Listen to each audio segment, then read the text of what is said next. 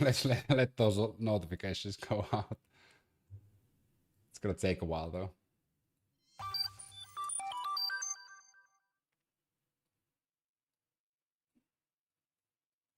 I could always like just mute them. No, there we go. Okay, okay. I think I have to start with the.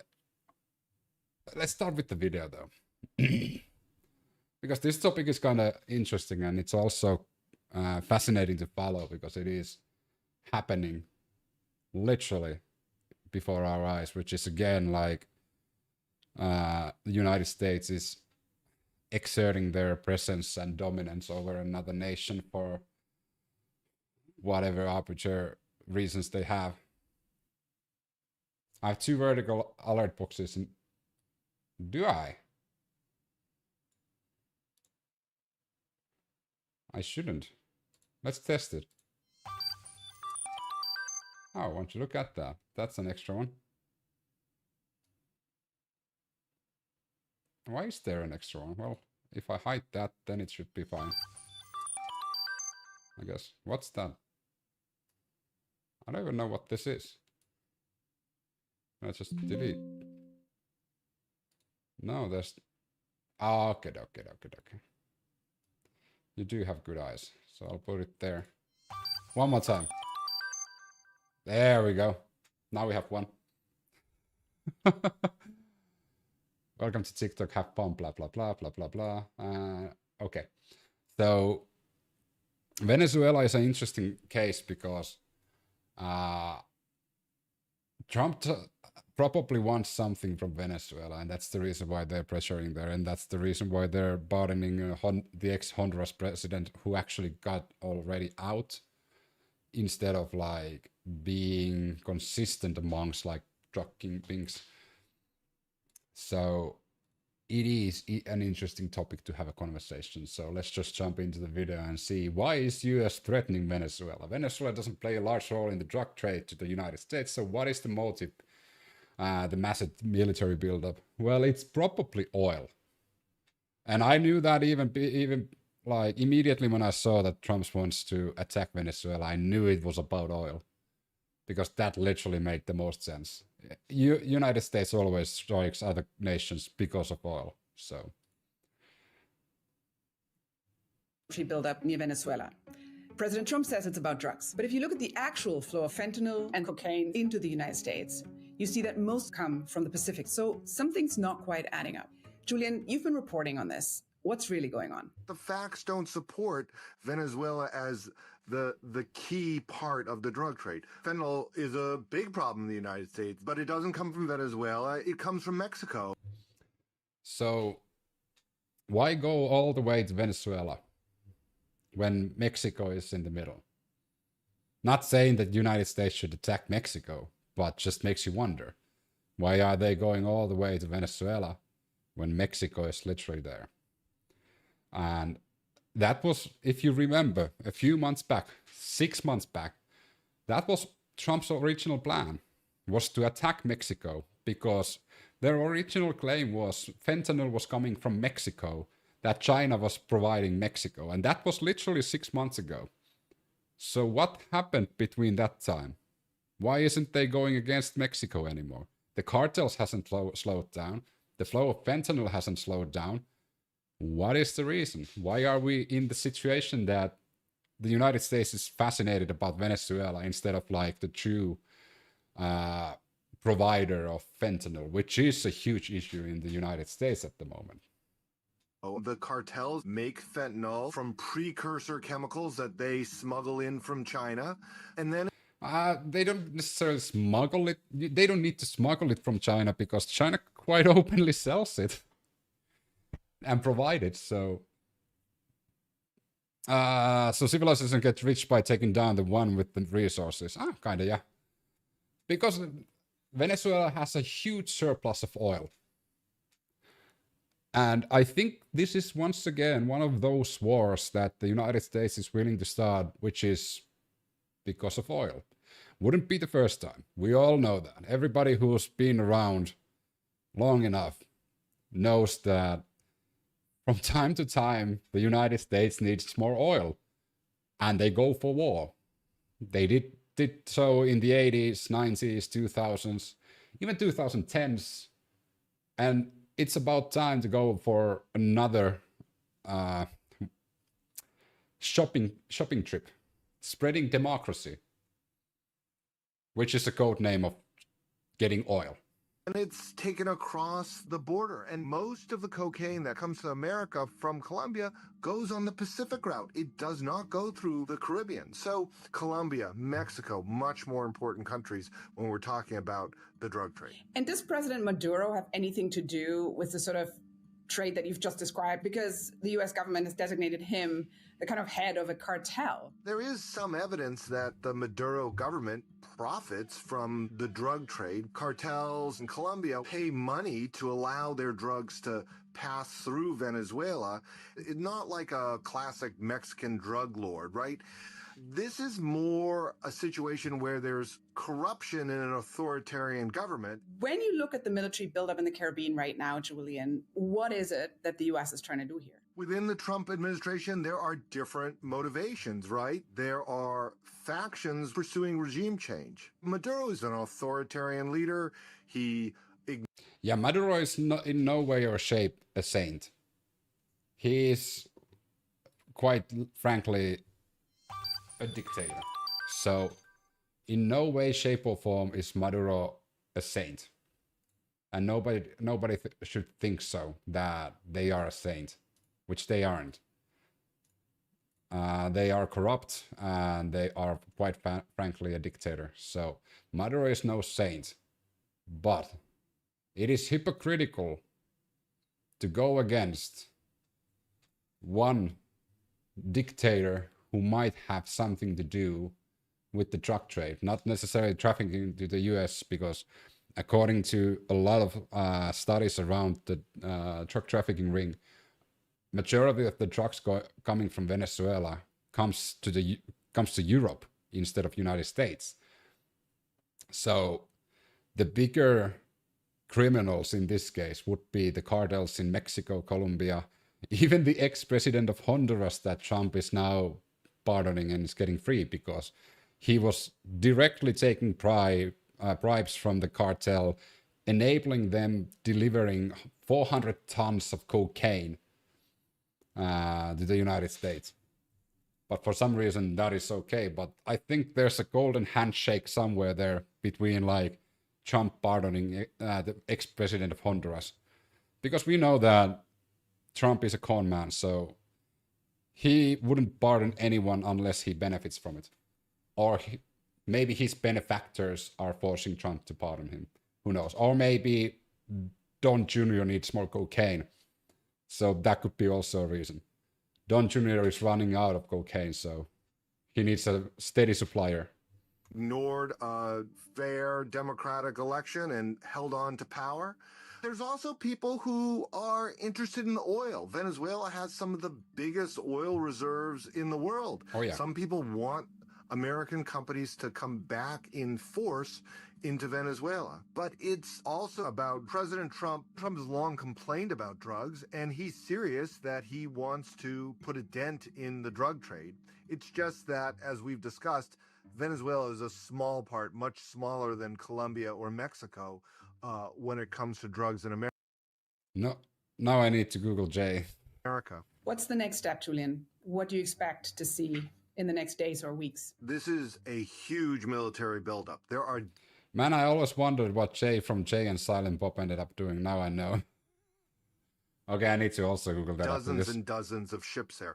The most advanced, largest aircraft carrier, the Gerald Ford, is in the Caribbean now. Maybe this is a preparation for strikes inside Venezuela, or maybe this is just about increasing the pressure on Maduro to bring him to the bargaining table. We just don't know. This is a map showing a massive... It will be interesting to see what is the final reasoning for a full-scale attack on Venezuela if that happens. Because it's not really a proper reason to invade or attack a foreign nation just on the base of a hunch.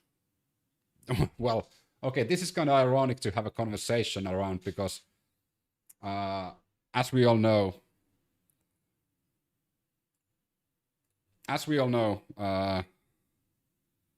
if you remember Iraq War, U.S. foreign policy today is like watching Jack Ryan season 2.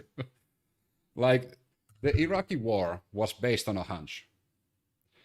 The Bush administration said that there's weapons of mass destruction in Iraq, which there weren't. But so the whole war was based on a hunch. And also the same thing was in Libya. The same thing was in Syria. Back in the 80s, it was in Iran and Iraq, but that was the fear of Soviet presence there. So a lot of military activity that United States does on a foreign soil is usually based on a hunch. And years later, we found out that that hunch that they had was just full bullshit.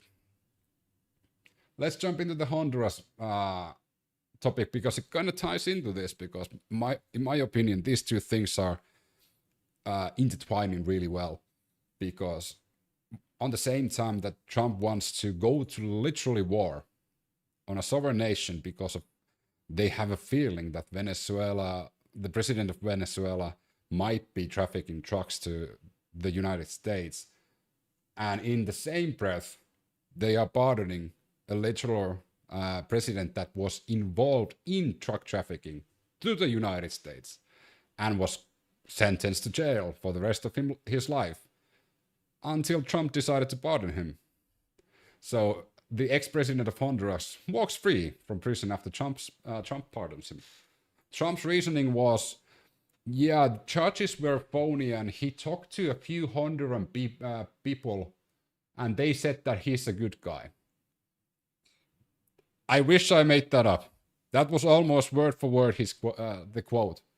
He talked to a few Honduran people and they said he was a good guy. That's a quote from when Trump was on Air Force One and the reporters were asking about this. I mean, what more evidence do you need? The guy was sentenced to prison for trafficking helping the cartel traffic 400 tons, and also banking millions of dollars of bribes from the cartel. Sentenced for jail, like I think it was almost 50 years. So it would have been like for the rest of his life. So there was proof of that. But then Trump talked to two locals, or a few locals, and they said he's a good guy. I mean, I think being the president of the United States is the easiest job ever.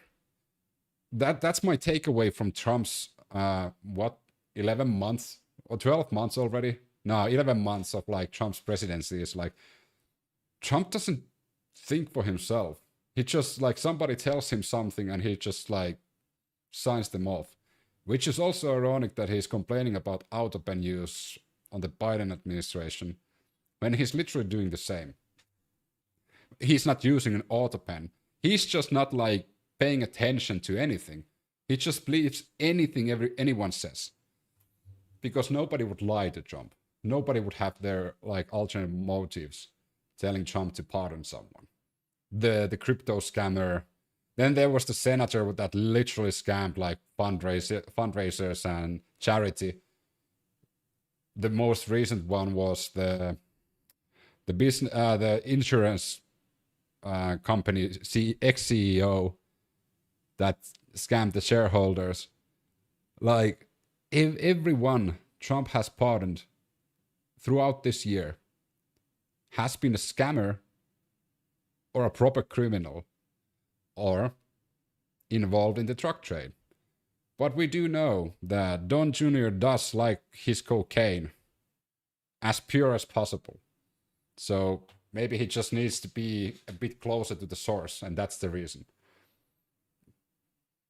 I know I'm throwing a bit of like allegations towards Don Jr., but he's sniffing something from his pocket, and every time he sniffs something from his pocket, he's doing the good old like fashion nose cleaning cocaine maneuver. You know, I've never used cocaine, but I've seen a lot of people use cocaine, so. And every time he snips something from his pocket, he gets kind of like energetic. So either there's pure sugar in the pocket, or there's some rocks, you know. President Trump formally pardoned former President Juan Orlando Hernandez of Honduras on Monday evening, fulfilling a vow he made days before for free an ex-president who was at the center of what the authorities had characterized as one of the largest and most violent drug trafficking conspiracies in the world. One of the most largest and most violent drug trafficking conspiracies in the world. Mr. Trump pledged to issue the pardon last week after Mr. Hernandez sent him a 4-page letter casting himself as a victim of political persecution by the Biden-Harris administration and comparing his fate to that of the American president. I mean, if you compare yourself to Trump and stroke his ego a bit, he will do anything. If you compare yourself and say like, hey Trump, you were a victim, you should have won the 2020 election, oh my god, oh please say some more Hernandez and I will pardon you. Fucking dementic idiot. Roger J. Stone Jr., Mr. Trump's longtime on and off political advisor, said on his radio show that he had sent the letter, which was dated October 28th, to Mr. Trump hours before the president announced his plan to pardon Mr. Hernandez. When asked whether he had been compensated for his role, Mr. Stone said he was not. A White House official said Mr. Trump had not seen the letter before his announcement, which is 100% bullshit. On Friday about the pardon, the official spoke on the condition of anonymity, saying the administration, by matter of routine, did not discuss pardons on the record. Oh, surprise, surprise. Mr. Trump discussed the planned pardon with reporters over the weekend in terms similar to those Mr. Hernandez had used in his letter, saying that the people of Honduras really thought he was set up and it was a terrible thing. I mean, maybe Trump is psychic. That could also be the thing. Maybe he just thinks like a drug lord. Thinks like a mafioso. He was the president of the country and they basically said he was a drug dealer because he was the president of the country. Well, that's not what happened. This is again, Trump lives in such a fucking delusional reality that he actually probably believes this. That is not what happened.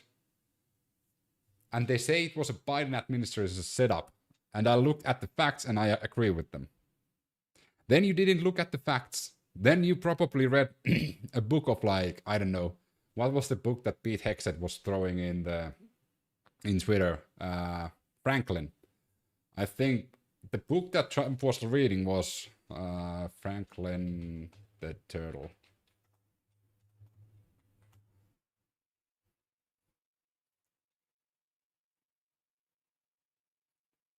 It's probably this one. Franklin Goes to School. This is the one that Pete Hegseth shared. But the best part about this was, you know how internet works, which means that they memed a lot when it came to this. How the fuck do you spell his name? I always call Pete Hegseth Pete Jägermeister because he does love his liquor quite a lot. Here we go. Hegseth is a war criminal. Franklin goes to jail. Do we have more of this?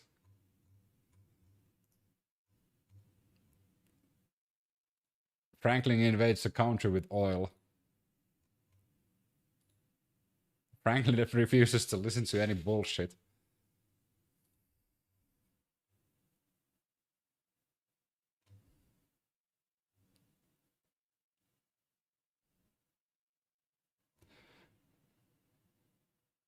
liver fucking yeets a commie.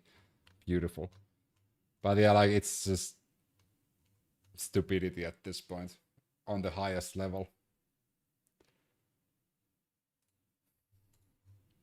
Mr. Hernandez's lawyers said on Tuesday that his client had been released from a federal prison in West Virginia. The White House confirmed the pardon had been issued. Are they gonna deport him? Where's the ICE agents?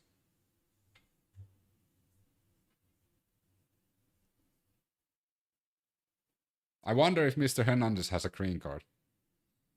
And if we want to be consistent about, like, the things that the ICE agents are doing, they should be waiting outside the prison to take his ass to the airport and sending him back to Honduras. I don't think that's going to happen, though. The pardon had caused an uproar before it was carried out, given the serious narcotics crimes of which Mr. Hernandez was convicted, and Mr. Trump's stated ambition of curbing the flow of drugs into the United States, and in particular his months-long push against Nicolas Maduro, the Venezuelan leader. The Trump administration has engaged in a highly controversial and potentially illegal practice of bombing boats in the waters around Venezuela that officials insist are piloted by drug traffickers, bringing their wares into the United States. In fact, a separate social media post from the one that promised a pardon for Mr. Hernandez argued shortly before elections in Honduras that the next president should not give Mr. Maduro greater regional control. Mr. Hernandez's letter contained all the ingredients that over time foreign leaders, lobbyists, and others who interact with Mr. Trump have found effective. Flattery, a sense of shared prosecution and appeal to Mr. Trump's perception of himself and as the final arbiter of justice. Addressing Mr. Trump as Your Excellency. Oh, stroke the shaft. Mr. Hernandez, who last year was sentenced to 45 years in prison for flooding the United States with cocaine, wrote, I have found strength from you, sir. Mr. Hernandez has a white nose and also a brown tongue. That's a good combination. Your resilience to get back in that great office, notwithstanding the persecution and prosecution you faced, all for what? Because you wish to make your country great again. Oh my God. What you accomplished in unprecedented and truly historic. That's like a proper love story. That's one of those like erotic novels or almost. Somebody needs to make some like erotic fan fiction of Mr. Hernandez and Trump. Not saying that I'm going to do it. Although it sounds, we have a lot of AI at the moment, so it wouldn't be that difficult to make some, you know, maybe that could be a new song between the love story of Mr. Hernandez and Donald Trump. Mr. Hernandez was convicted last year, but the investigation that led to his imprisonment began years earlier, before Mr. Trump was elected the first time. Investigators with the Drug Enforcement Administration and Manhattan federal prosecutors worked their way up a chain of cooperators involved in what they said, and multiple juries agreed, was a conspiracy to traffic enormous amounts of cocaine through Honduras and into the United States. And they were successful. In his letter, though, Mr. Hernandez characterized the case as a fly-by-night affair run by an unscrupulous prosecutor in an office Mr. Trump has long resented. Fucking gosh. Nice hair, man. Hey, thanks, Easy Picker. The U.S. Attorney Office for the Southern District of New York and directed by President Joseph R. Biden Jr. and Vice President Kamala Harris. The description was reinstated of how Mr. Trump often refers to the 4 separate criminal cases against him. The politicization and selective application of justice in my case is undeniable, Mr. Hernandez wrote in his letter, adding, I was prosecuted without solid evidence. The fucking amounts of money, the bribes, they were documented. That's drug money. There was also that you were letting cartel use Honduras. So you were a part of the conspiracy because you, as the president of Honduras, took bribes, took money, and let shit happen. you made it difficult for the police in your country or the military to intervene because you were a part of the whole fucking trafficking ring. So that is a conspiracy. You didn't bring the cocaine yourself, but you were a part of the plan. Based on the testimonies of violent traffickers and professional liars motivated by revenge and by get-out-of-jail deals. He also worked to remind Mr. Trump of the personal relationship, reminiscing about remarks Mr. Trump had made at the 2018 Israeli-American Council National Summit, in which he had spoken about halting the flow of drug trafficking at the southern border. We are winning after years and years of losing, Mr. Trump said then. We're stopping drugs at the level that has never happened. And that never happened. They were winning so much that they kind of never even started. It's easy to win if you're on the starting line and the finish line is at the starting line. There's no race. There's no... You don't need to like move forward at all. That's what happened during the first administration of Trump. Between 2016 and 20. Nothing happened. None of the fucking flow of the drugs stopped or even slowed down.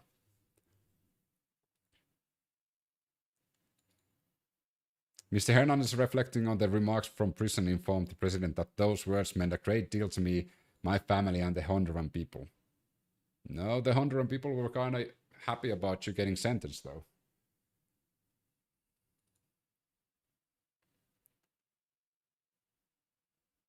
Mr. Arden said he had asked lawmakers whom he had bribed to vote for Mr. Hernandez as the president of Honduras Congress. In return, Mr. Arden said Mr. Hernandez promised to protect him from prosecutors.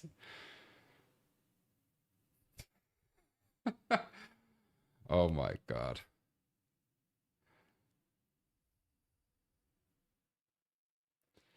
He was a proper fucking drug lord.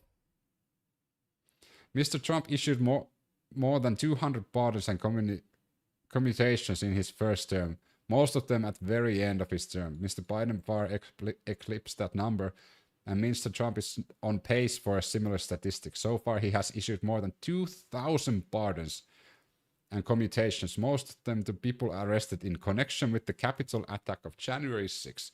Again, criminals.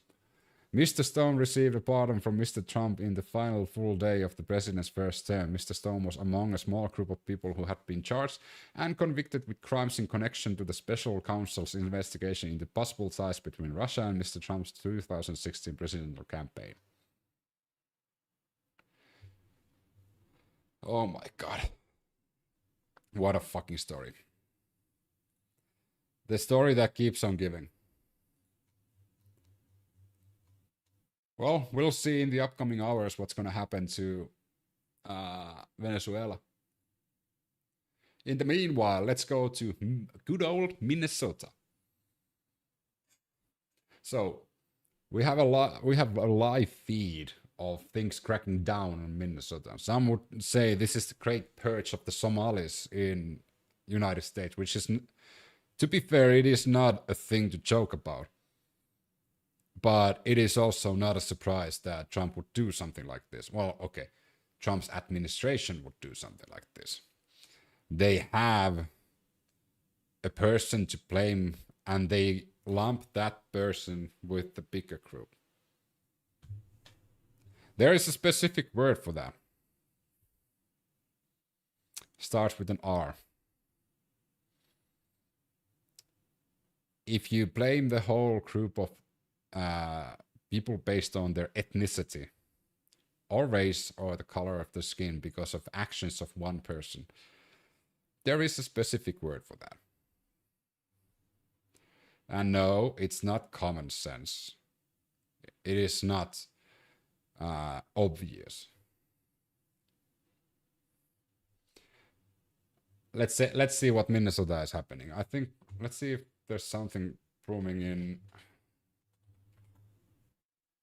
in Twitter about it.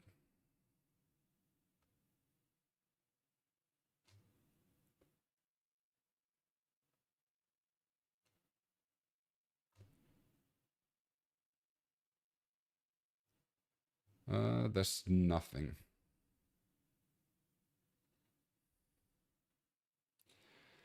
Somalians ripped off Minnesota for billions of dollars every year, billions of dollars, and they contributed nothing. The welfare is like 88%. I don't want them in our country. Their country is no good for a reason. Their country stinks, probably. We don't want them. We are going to go the wrong way if we keep taking in garbage to our country. These aren't people that work. These are people who do nothing but complain when they come from hell, and they complain and do nothing but bitch. We don't want them in our country. Let them go back to where they came from. Taken in garbage. Let's see if he says Somalians ripped off that state for billions of dollars. Billions.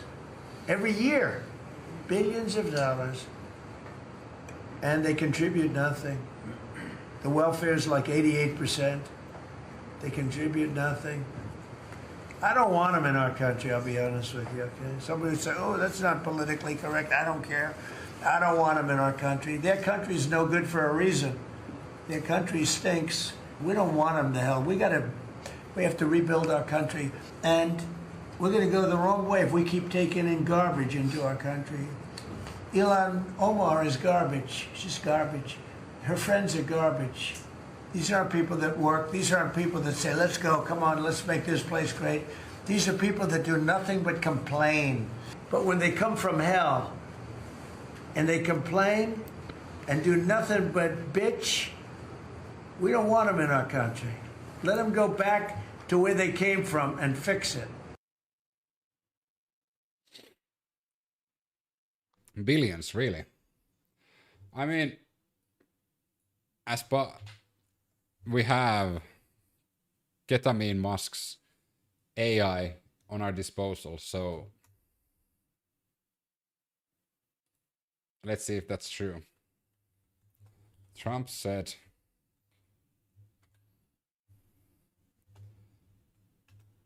is this true? Let's see.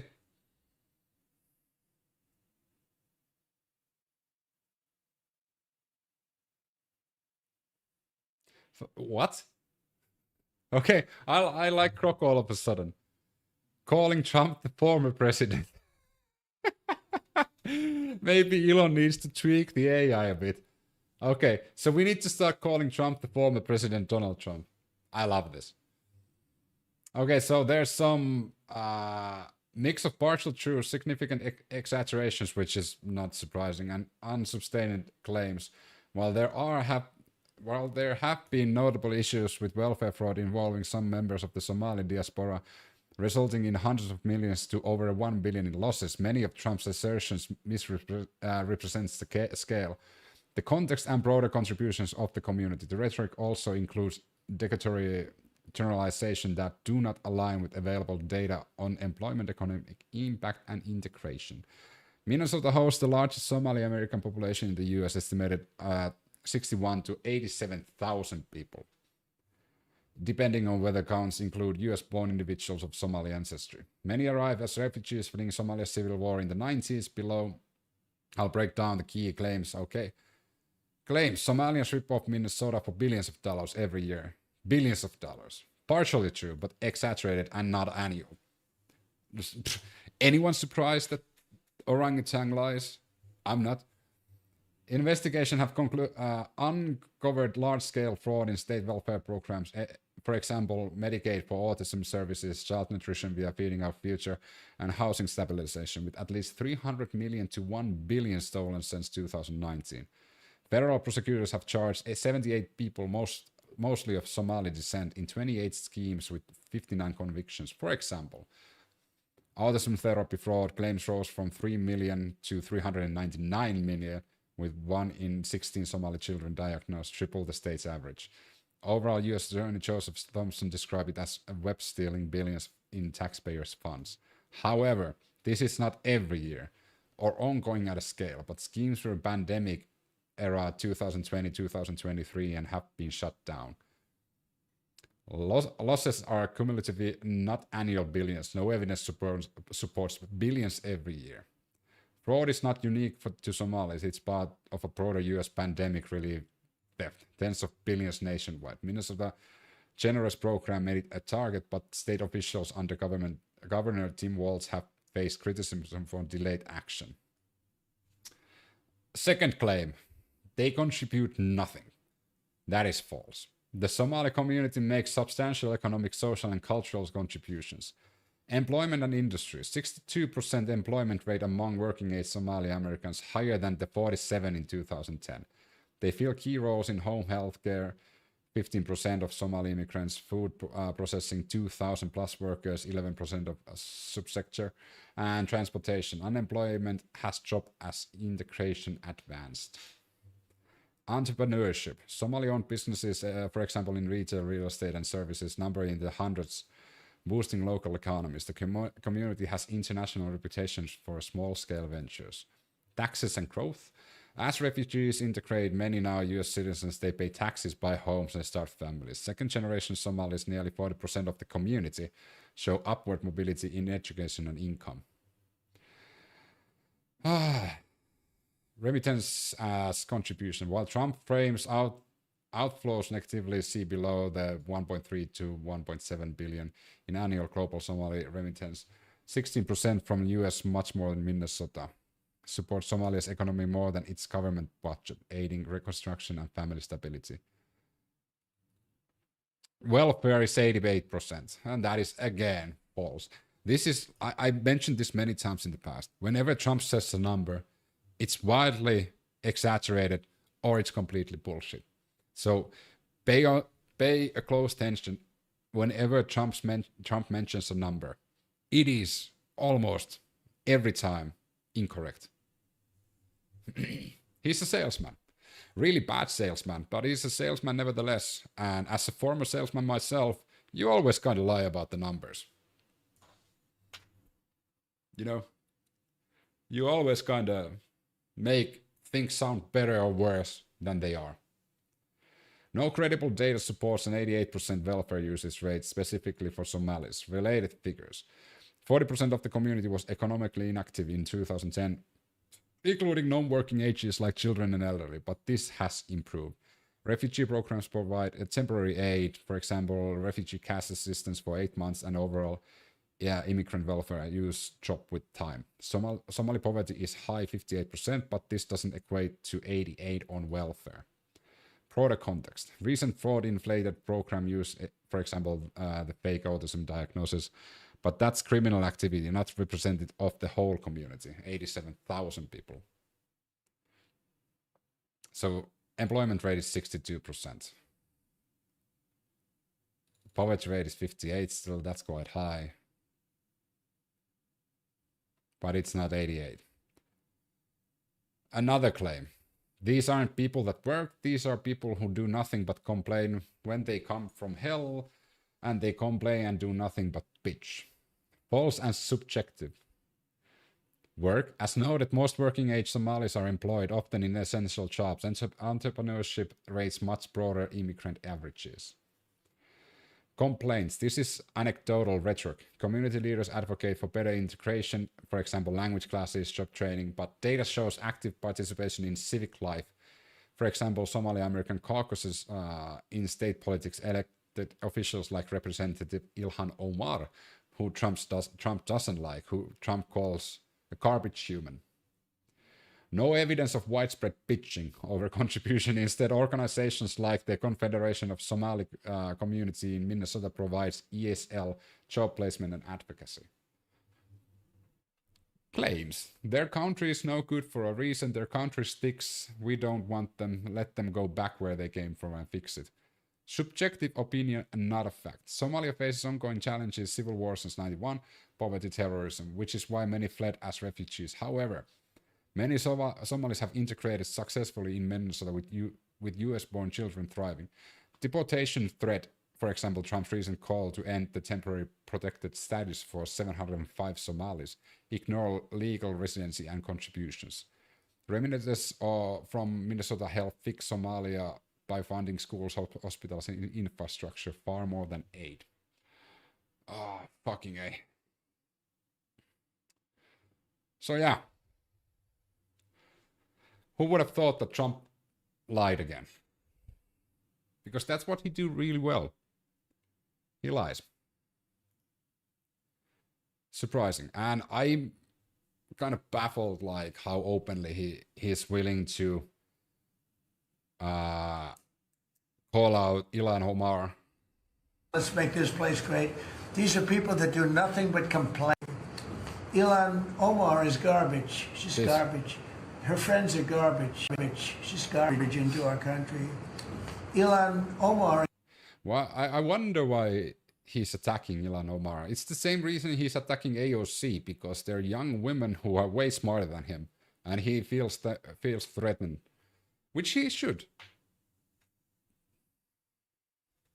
It doesn't take much to be smarter than Trump, because let's remember, Trump took the dementia cognitive test, the Montreal cognitive test, and he posted that he got the best possible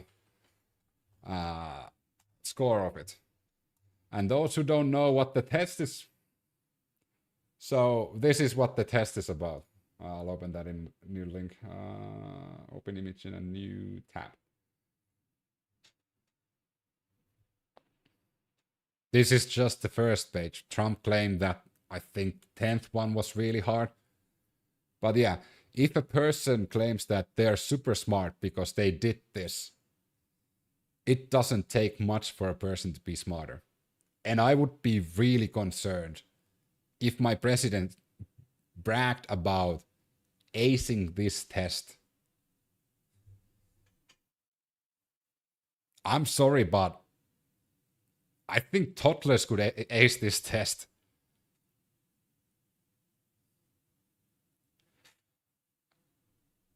Trump said that he was the original, like, I'm concerned that he's had to take this test a few times, so they are suspecting that he has dementia. He also has those evening rage periods that dementia people have, people with dementia have, because their brains doesn't really work properly anymore, so they don't actually, because normal brain function, when the sun goes down, you start to mellow down and relax towards like going to sleep. Trump's brain doesn't do that, which is one of the signs of dementia. But of course, like, because he aced this test, he probably doesn't have the dementia according to him, except he's super sleepy all the time. He talks complete fucking random. He forgets things. But yeah, I mean, this is rocket science. And this is, if you ever want to be the president of the United States and you think you don't have what it takes, just do this test. And if you get everything right, you're as smart as the self-claimed smartest person and smartest president ever. What animal is this? Oh, it's a lion. What animal is this? That's a dromedar. Not a camel, because that has only one hump. Oh, wow. I'm as smart as Trump. No. I think a lot of people... Trump is one of those, like, way below 100 IQ persons, like, way below 50, probably. So, they are planning to crack down on immigration in Minnesota. Especially they are attacking Somalis because of like the false claims that we just ran through that Trump made, that welfare rate was 88%, which is not true, that they don't do anything, then they actually do quite a lot. And they're garbage people and blah, blah, blah. So yeah, we debunk majority of the claims that Trump did about Somalis, but it's Trump, so the truth doesn't matter, it's what he thinks is right.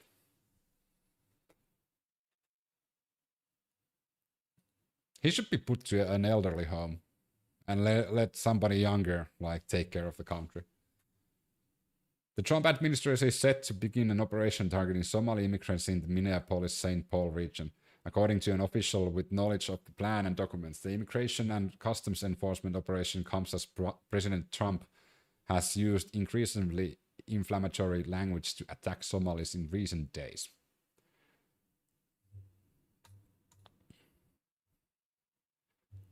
The Trump...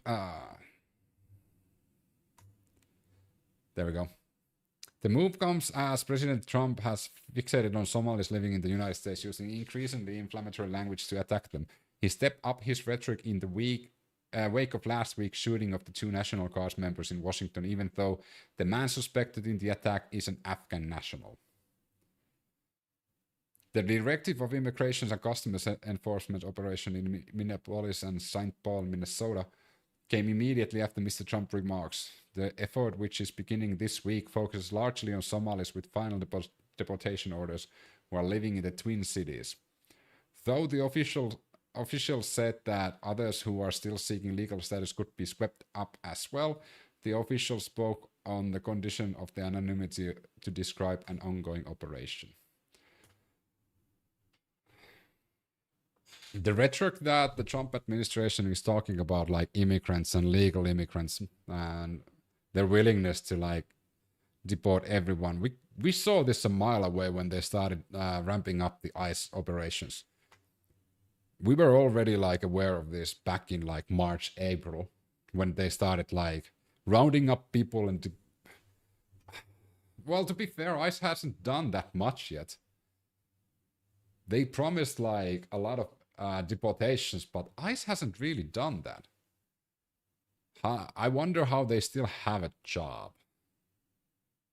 They're costing a lot of money for taxpayers and they are not really like producing much. But maybe now they're gonna be, I don't know, a bit better. Hopefully not though. Because Trump's hatred towards immigrants and in this case Somalis, it's not the Somalis' fault. A lot of them are like US citizens, so it's gonna be interesting to see how they're gonna like frame this so they can actually do it. I don't know. It's just wild to me. We're living in a wild, wild, wild world. But in the meanwhile, let's talk about something a bit more uplifting and more fun. Parisian Pooch and Poised Pigeon, readers' best photographs. So we have a bunch of photos here. And we want to decide as the arbiters of like what is fun and what is a good photo. Because of course I'm a professional photographer. Fuck no. So I want to go through all the photos. Although I'm a huge Dash Hunt fan, so I might be a bit biased. So I'm already like kind of sure that this specific pooch is gonna win. That's just fucking adorable. But let's see the rest. So we had Dean Street Express. That's kind of boring. That's kind of boring. That's a fox. I mean, it's kind of nice though. The colors match. That's really recent too because of the color of the fox. I mean, none of these are gonna win the Dash Hunt though. Oh, Kyoto, Japan. I mean, you can get so many better pictures from Kyoto than this. It is a beautiful picture, don't get me wrong. The nature in Kyoto is really nice. But you can get so many better pictures in Kyoto. Somerset, UK. Some ladybugs. Okay, I'm a sucker for Northern Lights. Even though I've seen them a lot. But still, Northern Lights is cool. And Iceland is, in general, just freaking awesome. Oh, there we go. We have a winner here. A dapper dog that takes part in the Paris Sausage Walk. Oh my fucking god, that's hilarious. Paris Sausage Walk with the sausage dog. Dressed up as a stereotypical Parisian. I love this. It has that small beret as well. Okay. I think this is the winner. We don't need to check anymore. Okay, I take that back. That is freaking hilarious. Glasgow, UK. You could have wrote Glasgow, Scotland, though, not UK. Scotland forever. Where's my meme?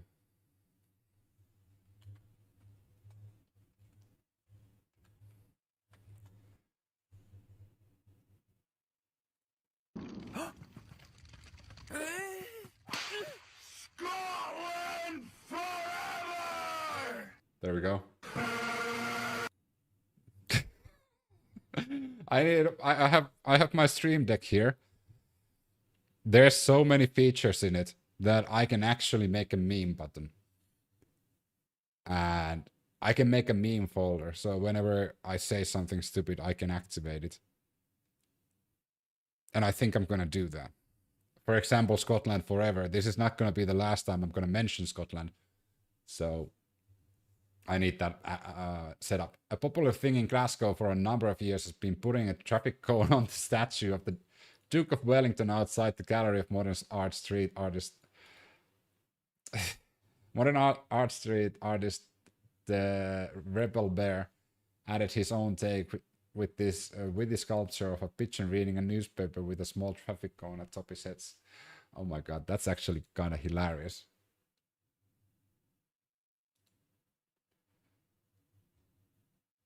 I don't think that's as good as the Pooch though.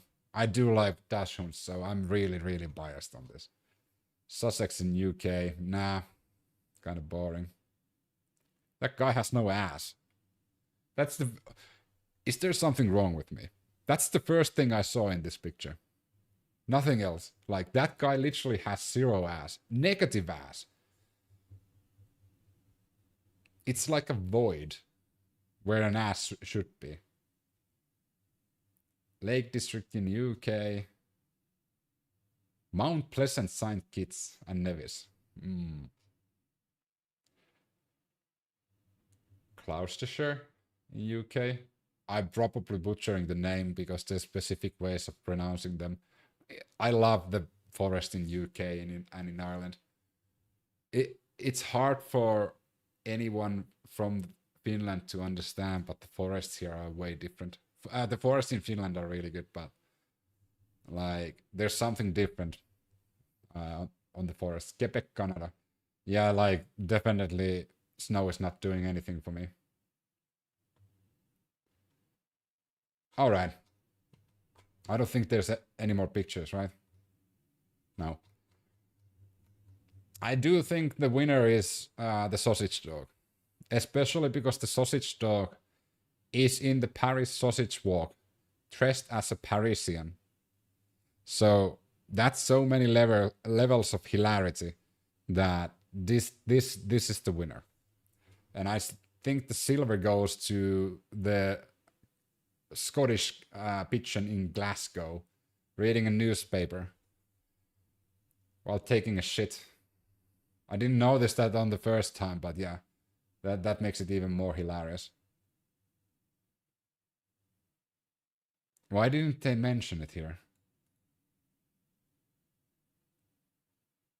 He's taking a duke on Duke of Wellington. And I don't know. This is a really cool picture, so I think this takes the bronze here. I love this dog. This is now my favorite thing. We're not reading news, we're watching pictures of dogs. Superman #1 comic book found in mom's attic bag. Oh my god, 9.1 million in the most valuable comic auction ever.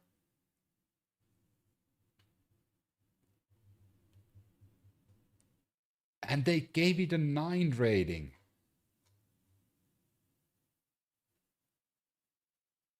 I mean, it is an old comic, so maybe the rating scale is different. Have a good stream, boss. Hey, thanks, douche. Long time no see. It is an old comic, so I think they're probably more lenient when it comes to like rating this. But 9 seems high. Especially because I can see the wear in the edges, and there's some stains here as well. Their mother often boasted to her 3 sons that she had very valuable comic books upstairs, but they never sought to verify to explore her claim.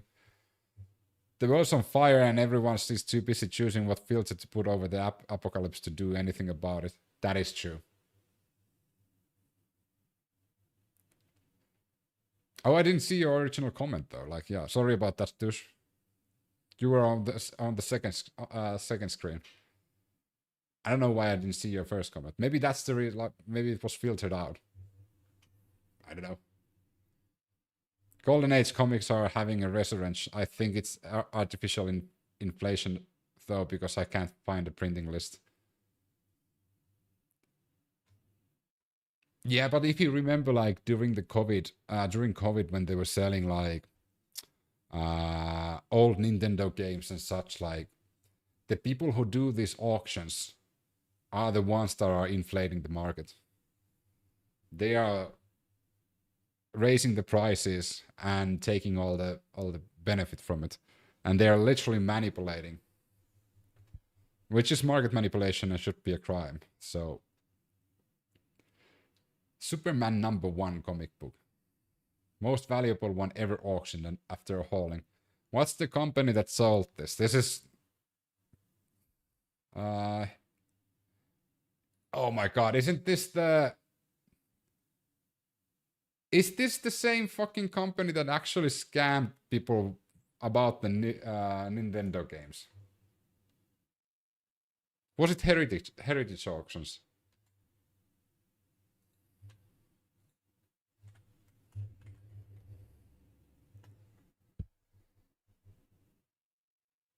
Yeah, there we go. I have the memory of an elephant. The Heritage Auction scandal refers to major scandal concerning allegations of price manipulation in the retro video game market involving a close relationship between Heritage Auctions and the video game trading company Wata. Fucking A, I'm awesome. I knew it immediately. So I don't even take this seriously anymore. The only comics I own at the minute is a copy of Killing Joke and an X-Men Omnibus. Killing Joke, that's a really good comic. That's a really good comic book to own. Not just for like collector like reasons, but reading through it as well. It's one of the better ones, in my opinion. The only comic, yeah, I will already read that. So yeah, so Superman #1 was released by Detective Comics Incorporated in '39, with the first print running 500,000 copies. It was just sitting at an attic, sitting in a box, could have easily been thrown away, could have easily been destroyed in 1,000 different ways, said Lon Allen, vice president of comics at Heritage Auction. I've mostly been expanding my personal Pokemon card collection and the reselling market as well for cards at the moment. Oh yeah. It's also annoying because like there's those scalpers buying well, I hope you don't fall into that category, but there's those scalpers who buy those fucking booster packs and those like big boxes of like Pokemon cards, those new sets that they bring out. And I'm super annoyed that because I would from time to time want to buy one or two just to open them, but they're always sold out because those scalpers go and like buy everything. All the storage is empty, and they are not even opening themselves. They're just like sitting on top of them and trying to sell them for a profit. So they buy it from, for example, here in Ireland, they buy all of the packs available from Smiths, let's say for 50 to 70 euros a pop, and then they sell it on their own website for like 150 euros. So they're marking up €100 profit.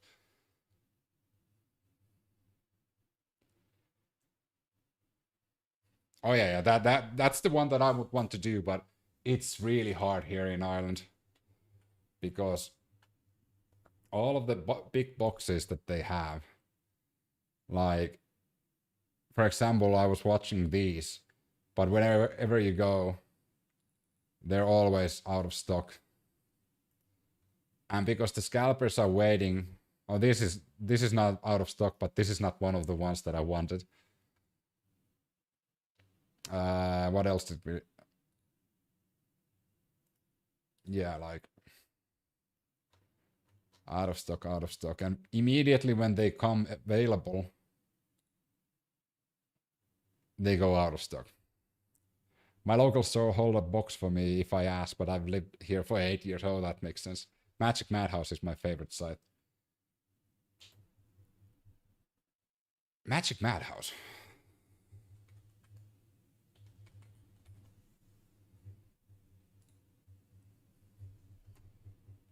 Do they deliver?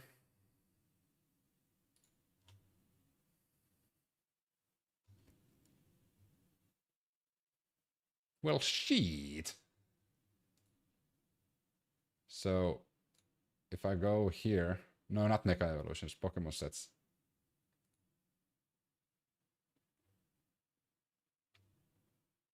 But is this an official reseller?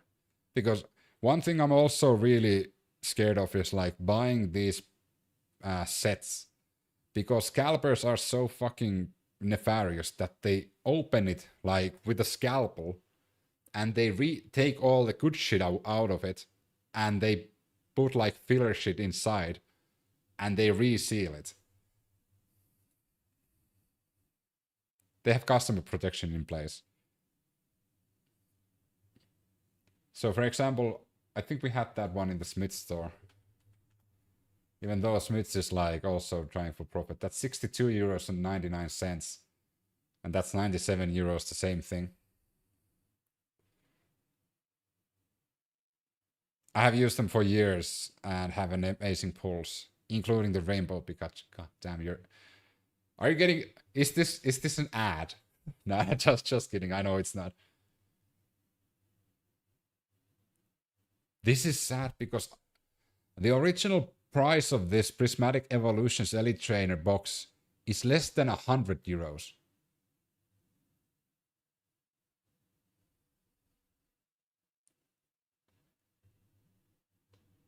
It's still a lot of money. If I could get an affiliate link, I'd die happy. Yeah, but I mean, that's one of the perks of being an adult, to like do stupid shit like this and buy packs from time to time. Not to do anything specific with them, just because I have a younger daughter, like it would be just fun to like open up, rip up packs and just see what we get. But for example, like a markup of almost 100% is insane. Okay, this didn't have, it's 97 here and it's 62 here, so like 35 euro. And you don't even get free shipping with the 97. You need to buy something more in order to get free shipping. So you kind of want to go full on.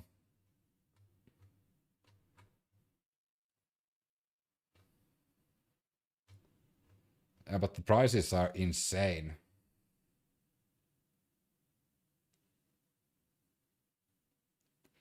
Scarlet and Violet 151 Ultra Premium Collection Mew, 775 euros. I think this is quite a lot of more, hundreds of euros more than I'm willing to put. Me and my partner split up a whole booster between the two of us and averaged 11 pulls of full arts and secret rares. I mean, I hope you get an affiliate link at some point, because you would be a really good salesperson for this site.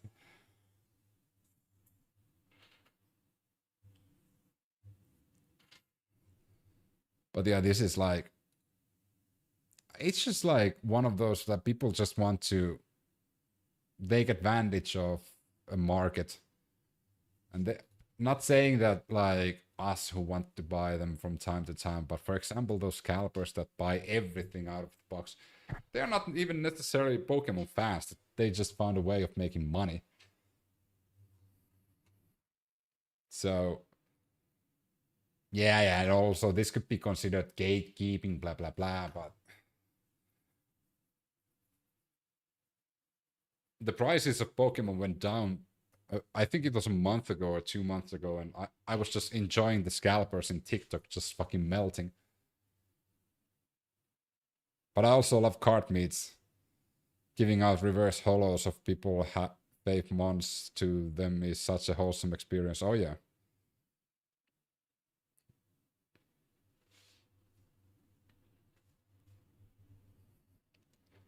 But for example, let's talk about this. Who rated this?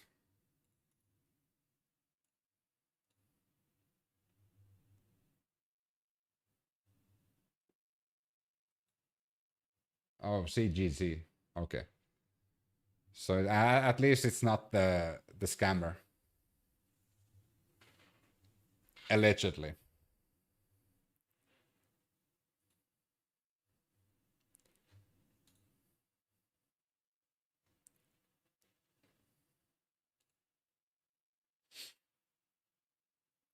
British woman stranded by landslide in Sri Lankan mountains running out of food and water, daughter says. They should talk to locals. They know how to survive. It's sad I've had to abandon the Pokemon games since Scarlet and Violet. I cannot stand what they've refused to do in their games with their bottomless budget. I do have to agree. But there's the... I'm still hopeful for the new one that's coming next year.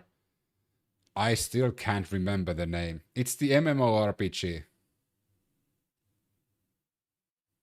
A full-blown live Pokemon game. On Switch 2, if I remember correctly. What's the name of that game? Pokemon Arena? Could be. No, I don't think it was Pokemon Arena.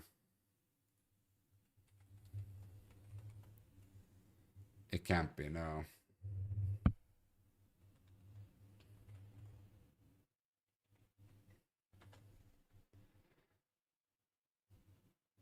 The one that looks like they ripped the framework from Battleborn.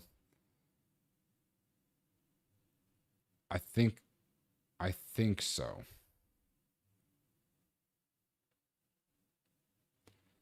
I don't fucking remember what it was.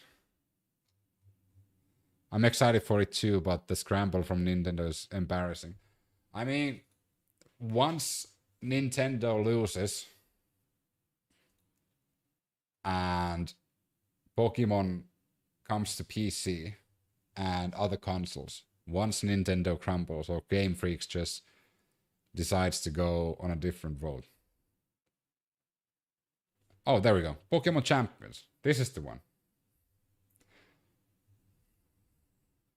So once Pokemon is released, the IP of Pokemon is released and it can be built in other platforms, I think that's going to be the golden age of Pokemon. That's going to be the time that Pokemon are going to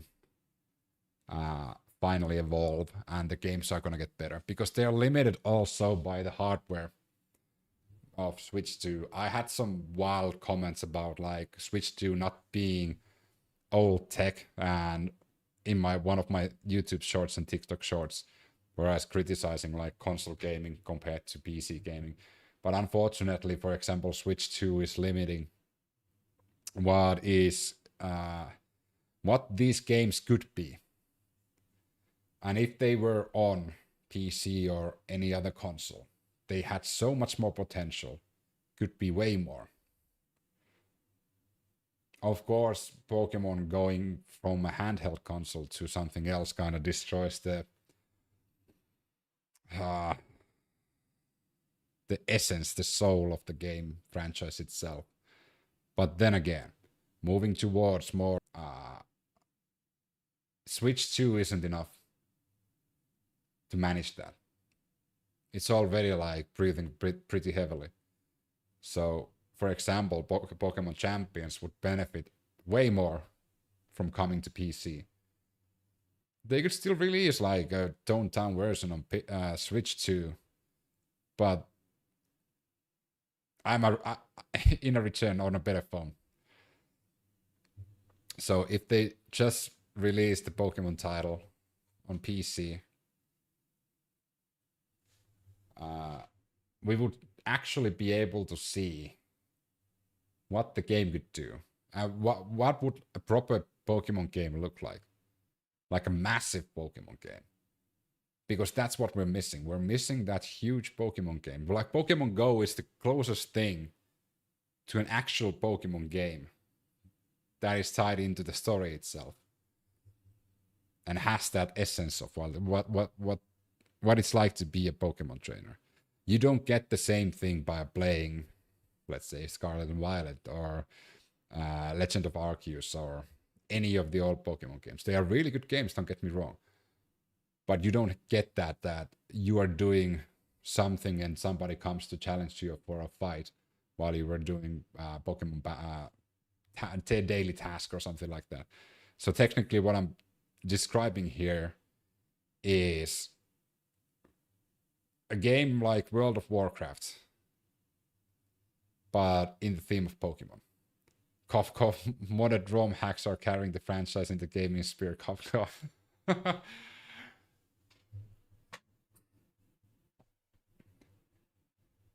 And I think that's like why we got a glimpse of it when Palworld came out.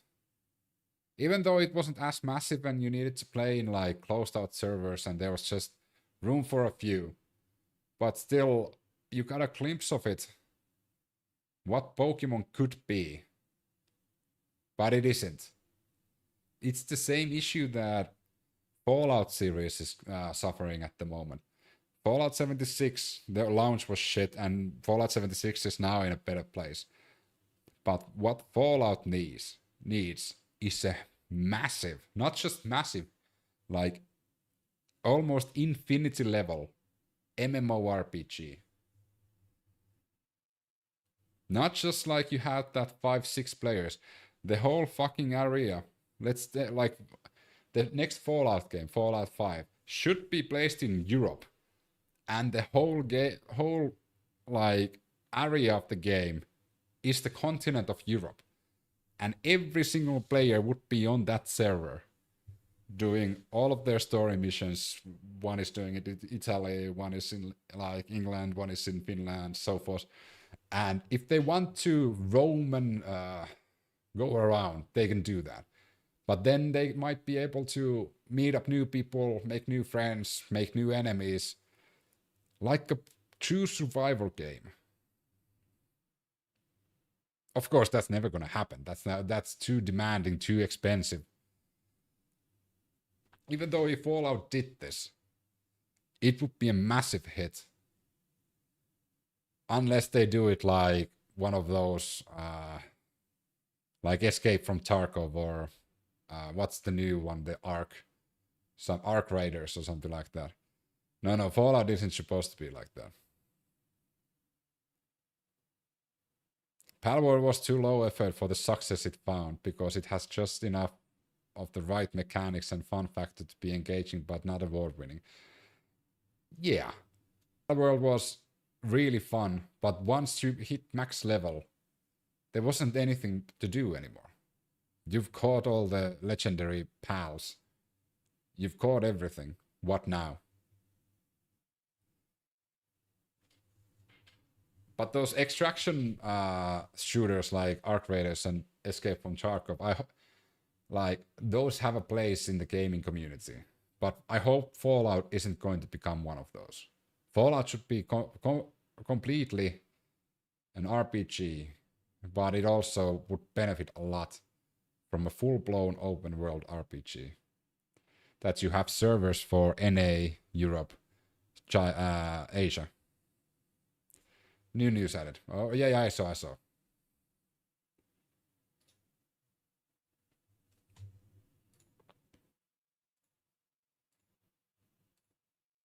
It's good that you good that you remind me of this. All right, so let's see. Costco suing the federal government. The retail giant's asking for a full refund if the U.S. Supreme Court strikes down President Trump's tariffs. The lawsuit is similar to other suits filed by companies challenging the legality of Trump's tariffs. The Supreme Court's expected to announce its ruling early next year. ABC's Elizabeth Schulze is here with more on all that. So, Elizabeth, what's Costco hoping to gain from this lawsuit? Well, money. It's not like... If they're asking a full refund, what are they asking? Money. What are they hoping to gain? Money. And I hope all the companies in the US do the same. A full refund lawsuit against Trump and Trump administration. I would even, if I had a business in the United States, I would have two separate lawsuits. One against Trump and one against the administration. Because Trump has made some claims that needs to be challenged on a legal level. Diane, what Costco wants is money that it's paying for those tariffs. Money. The wholesale retailer says that it wants a full refund for the tariffs that it's paid under this act that's been imposed by President Trump, the International Emergency Economic Powers Act, IEEPA has been what it's called. And of course, we heard arguments earlier this fall in the Supreme Court under whether President Trump has the authority legally to impose tariffs under that act. So what Costco is saying is it wants to get money back once that decision is made, which we, as you say, do expect early next year. But keep in mind, Costco is one of several retailers that has done this. Retailers are saying that the president does not have the authority to impose these tariffs, that it's Congress's job to put them in the first place.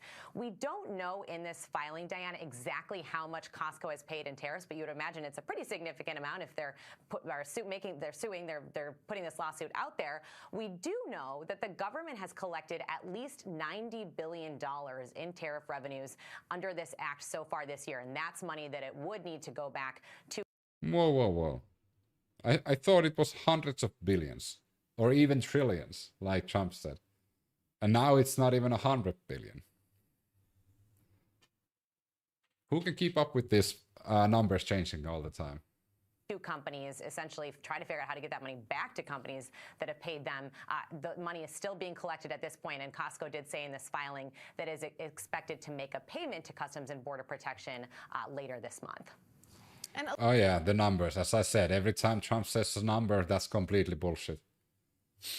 What are the numbers, Mason? Elizabeth, how is the Trump administration responding to this? You know, what the Trump administration is saying, Diane, is that this shows how necessary these tariffs are. They point to the revenue that's coming in from tariffs, and they say this is proof that it's working to try to raise money for the federal government. And this is an argument we've heard President Trump regularly talk about how much money tariffs are bringing in. He often does inflate those numbers, talking about trillions of dollars when really we're looking at closer to 100 billion at least so far this year. At an annual rate, it could continue to go up, especially with a lot of those tariffs still in place. But the White House has stood firm, saying that the president does have the authority to impose those tariffs. They say they have a sound legal case here. Really, what it's all going to come down to, Diane, is the decision by the Supreme Court. I hope that the Supreme Court comes down and with the hammer of justice and goes like, yeah, you didn't have the right to do that. Fuck you. Wholesale giant Costco has filed a lawsuit against the Trump administration for a full refund on import duties the company says it paid this year under global tariff imposed by the President Donald. Oh, as Croc said, former President Donald Trump. So we're going to use that. The lawsuit filed by Costco at the U.S. Court of International Trade on November 28 states that the Congress, not the President, has the power to impose tariffs. Trump imposed a flurry of global tariffs in April, citing the 1977 International Emergency Economic Powers Act or IEEPA, which gives the president power to regulate international commerce in the event of an unusual and extraordinary threat.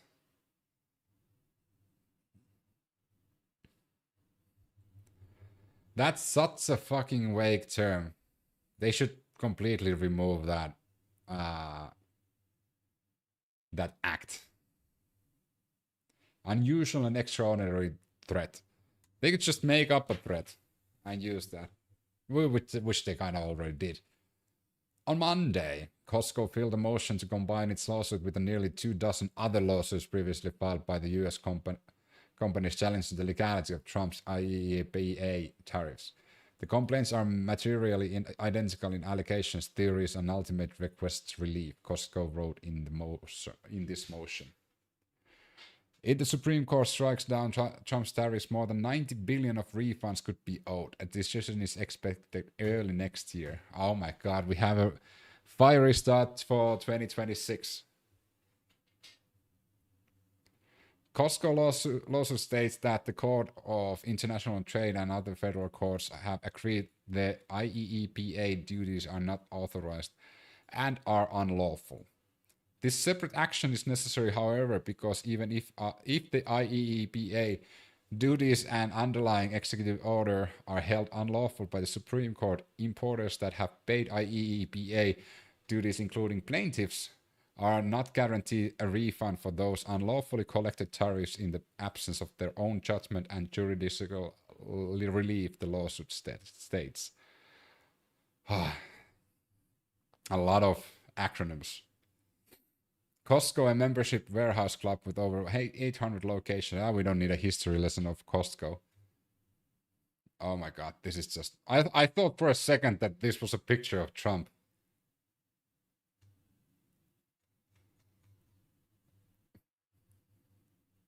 That is hilarious.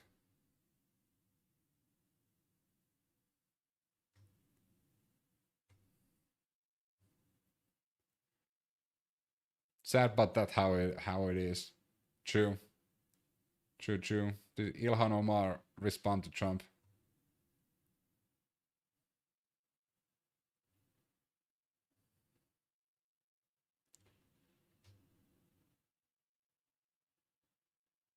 No.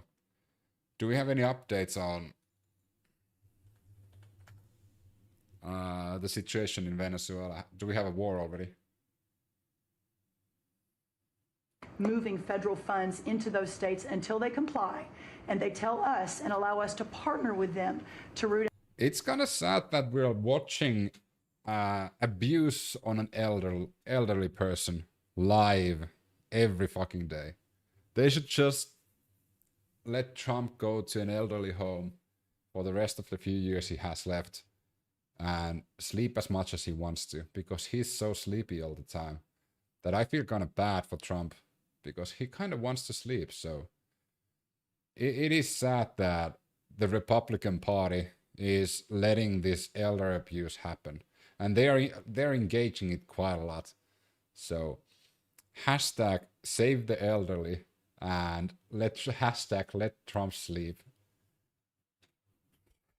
The president is trying to end it, not because, listen, we got a million things to focus on in the world as a country, but he's the only leader in the world that can help end it.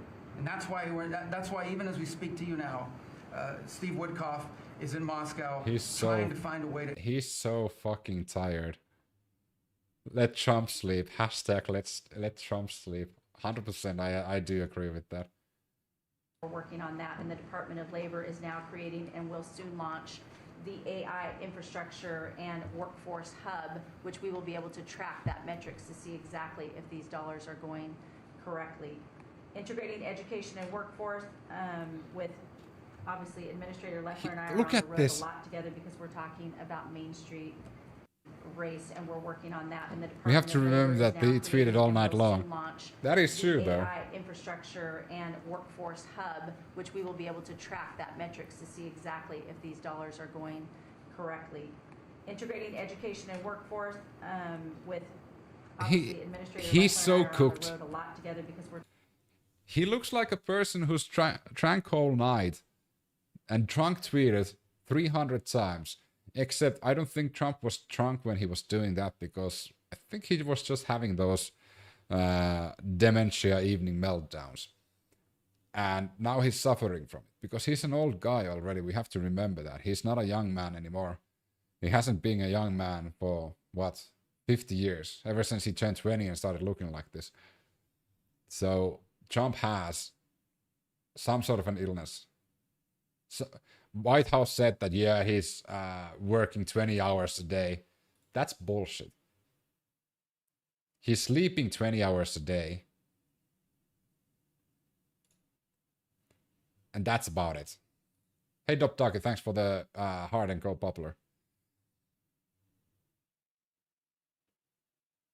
I mean, that's just... That's just sad.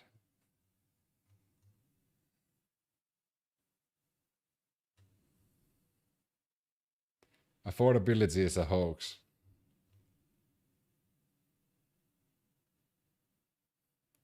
Trump appears to be sleeping as Sean Duffy talks during his cabinet meeting. He was also dozing off while...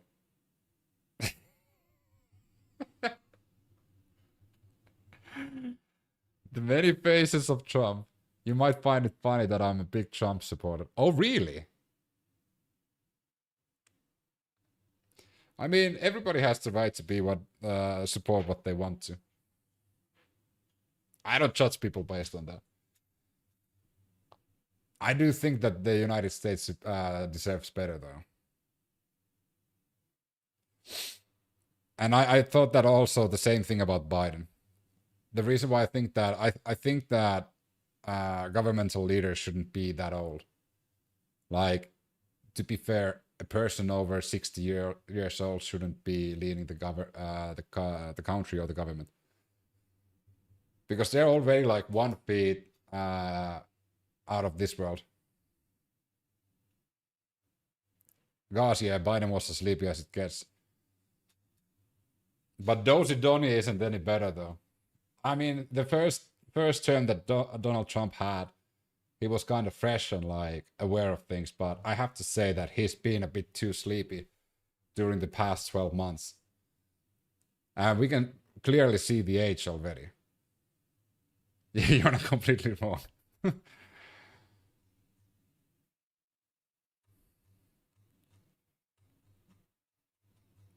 But yeah, I don't recognize myself as a Republican or a Democrat, because in European standards, Republicans and Democrats would be both on the same side.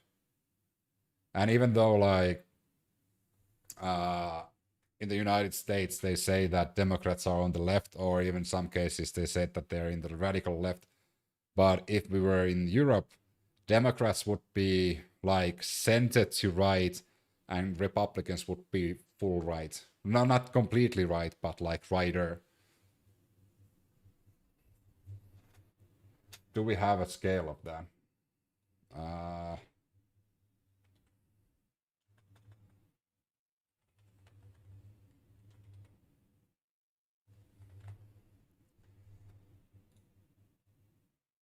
Okay, so I found one. I was born in Canada, so I get it. Okie dokie. So this is what we use in Finland. So up here is conservatives, down here is liberals, then we have the left, and we have the right. So Democrats would be kind of here, where, no, actually, oh yeah.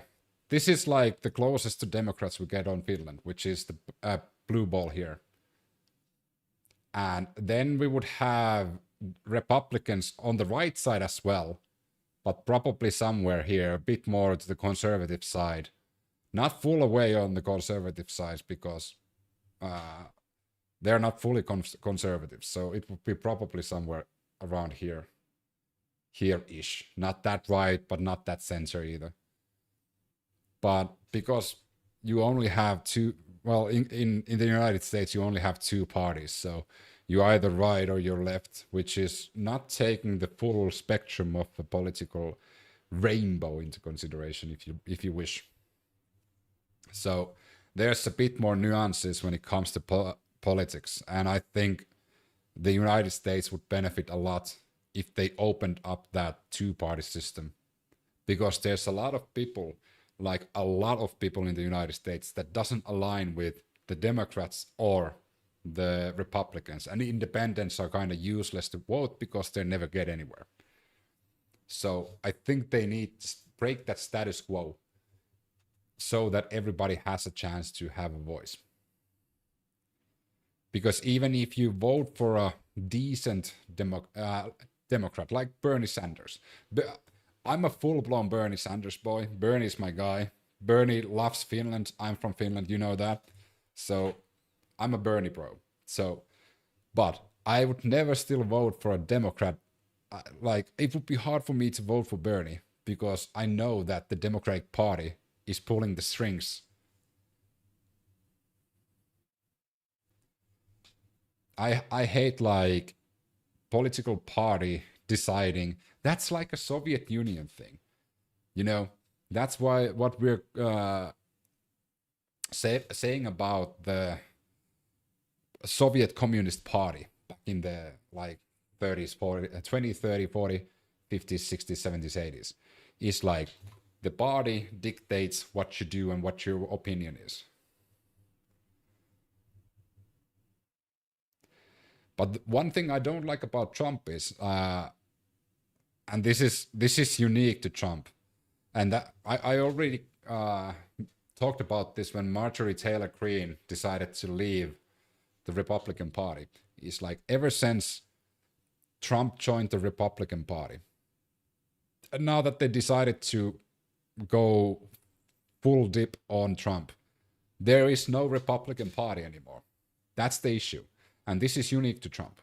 It's either Trump or you're nothing. If you don't align with Trump 100%, you're not in the party and you're getting ousted. So that's concerning if you're a voter of a Republican, if you vote for Republicans, because even if your candidate is a Republican, they need to align with Trump 100% or they are being kicked out of the party and ostracized and like ridiculed and just pushed aside. That happened to Ron Paul, that happened to Marjorie Taylor Greene, that happened to a lot of like fucking Dick Cheney, Mike Pence. Everybody now that's on the Republican Party are either a hardcore Trump supporter or they're just hidden. And the Democrats are the opposite.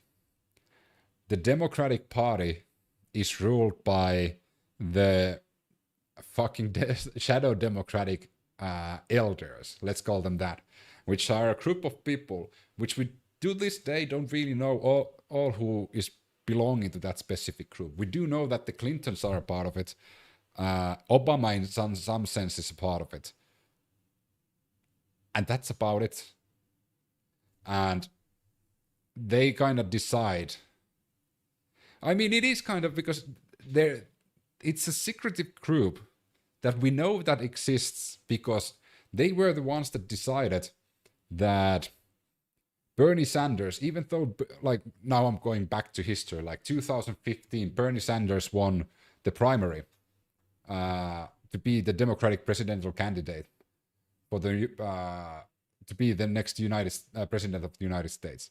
But the Democratic Party and the shadow elders decided to go with Hillary, even though Bernie Sanders won, because they thought that Hillary would be a better president. The true reason was because Bernie Sanders was super anti-corporate and super against corruption. So he would have pushed away a lot of the benefactors that are benefiting those shadow councils that they are. They pushed him out 100%. And to this day, I am really mad about them doing that. Bernie Sanders would have won 2016. Bernie Sanders would have eaten Trump alive with facts. And because Bernie Sanders also is a super smart person and a really good talker, I think Bernie would have won. Also, a lot of Republicans thought that he would have won, so they were kind of happy that Hillary, because Hillary had so many skeletons in her closet. Hillary had so many skeletons in her closet, and they still thought that she would be a better fit. And we saw what happened. Hey Raphael, thanks for the follow. What do you mean, how could Hillary lose? It was clear from the start that Hillary would lose. And I was like, and it's really hard to lose to a reality TV star. Like literally, like how do you do that? You're a career politician and you lose to a reality TV star. Not just a reality TV star, a fraudster who's frauded so many people in the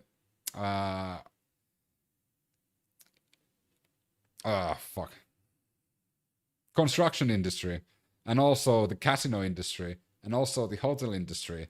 He's bankrupted quite a few different projects that he's had, failed businesses, failed business ventures. So everything Trump has touched before 2016 has been a failure, even the TV show. So how can you lose to a person like that? Well, easy if you're Hillary, because the skeletons in Hillary's closet cast a shadow to everything else. You could literally be the worst of the worst human beings and going against Hillary. I mean, yeah. That's why if I was an American, it was really hard to be like voting for in politics. I would probably still vote for Bernie, but I would always know that that wouldn't take anywhere. Even though Bernie is really consistent calling out bullshit when he sees it, calling up corruptions both in the Democratic Party and Republican Party, but unfortunately that's just one voice. Lucky for us, there's new voices raising from the Democratic Party that are doing a really good job. So hopefully they can push out the shadow elders of the Democratic Party or the shadow council of the Democratic Party one day. But at the moment, we need to see this dumpster fire that's going on. And I don't think, like, I don't know. Trump is not looking that good, though. We have to be real here. Like, I don't think Trump has that many years. And this is, I have to also emphasize because of like YouTube and TikTok. This is not a threat on Trump's life. Again, I'm talking about Father Time. And Father Time collects us all. And unfortunately, considering how many MRIs, how many full heart scans, and also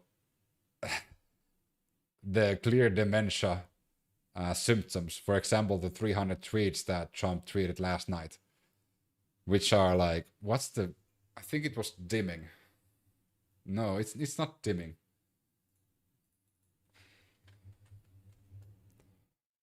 Evening symptoms, is it called? Sundowning, that's the one. Those clear symptoms of sundowning, which is literally like your brain doesn't register anymore that the sun is going down. So I don't think he has that many years left. But at the moment, he can do a lot of harm. And I hope he will concentrate on doing a lot more good. Irish juice. What are we? Why is Irish juice trending?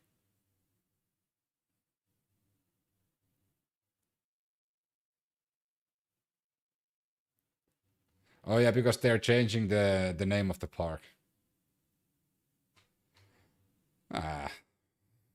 If that's the biggest like news in Ireland, I'm quite fine with that. Just makes it so that Ireland is kind of okay. So biggest news in Ireland: Donald has fallen asleep in his own cabinet meeting. I have to say that even though Gavin Newsom has done a really bad job in California, but I really like the new reincarnated version of Gavin Newsom just fucking with Trump. I love that. His sole purpose at the moment is just to fuck with Trump. I do love that. Also, Gavin Newsom proves a really good point of like, I had a discussion about this the last stream on Sunday, that it is dangerous when your leader of your country bases who he's gonna help on the fact of like, if you've said good things or bad things about him. That's not what a leader of a country should do.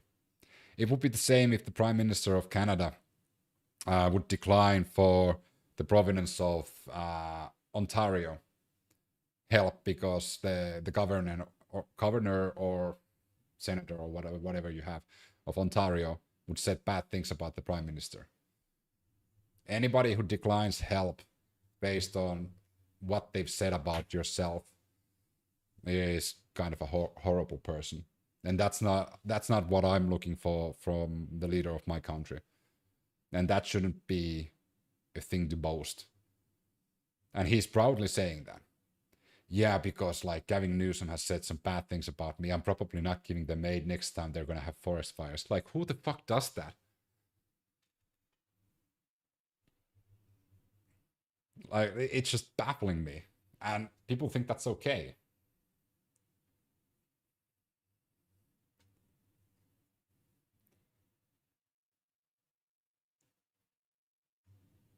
What does the S stand for? Interesting.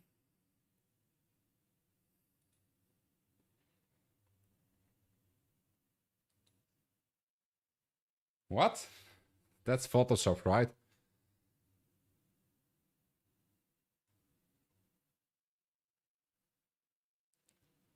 Department of War Crimes. That's not real, right? It does say SS Secretary. Gavin Newsom again is tweeting that. What? The most important news today, Prada Group has purchased fashion rival Versace. Okay, stop the presses.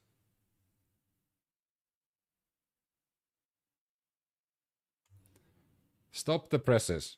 Prada Group says it has purchased fashion rival Versace in a deal worth nearly $1.4 billion. What's your take on this?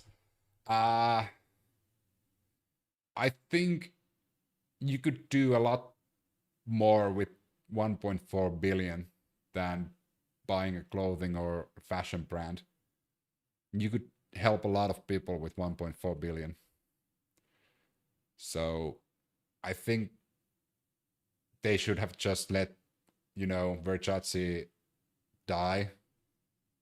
No, the brand, the company, and just spent that 1.4 billion in helping people who are in need. You can just say you don't give a shit. No, I need to be like that holier than thou, that higher person who always thinks about the greater good, you know. But I do think that 1.4 billion could have been used better than buying a dying brand of Versace. And to be fair, as you said, I don't really give a shit. Like, if you showed me a product of Prada and Versace, I couldn't even probably like tell them apart. I don't even know what logos they have. What is a Prada logo? Yeah, see, I don't know that.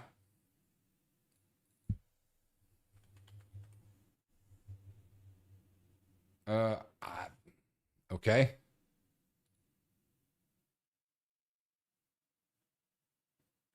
I've seen that handbag once at some point. I don't know who had it, or was it this one?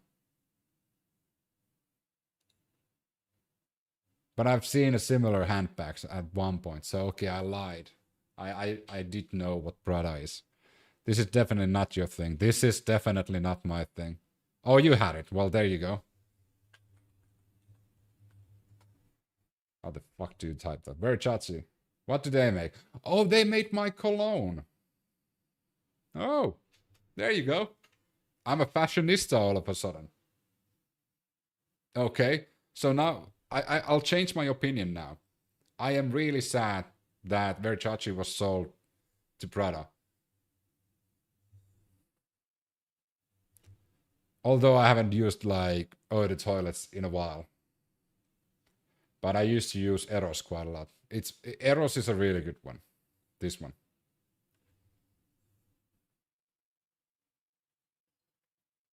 That was my go-to.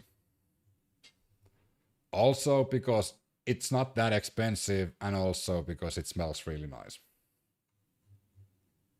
And it didn't make my eyes water because I'm kind of sensitive when it comes to smells. So, but yeah, important news.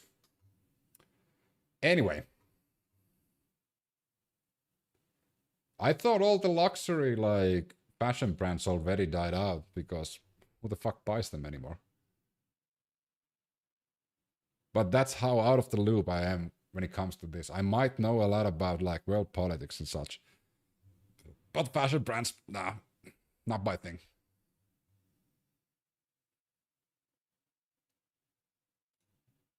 It's getting bigger, really? Man firebombs Scottish police station with Molotov cocktails. Just a second, I don't have my...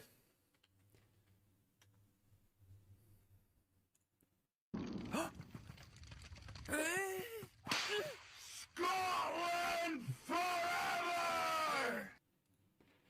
I really need to set up that stream deck so I can have this sound bite. Man firebombs Scottish police station with Molotov cocktails. That's a mess.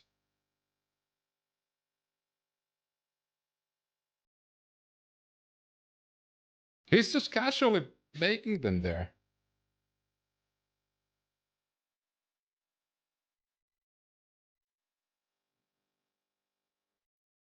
Oh my fucking god, he's the worst.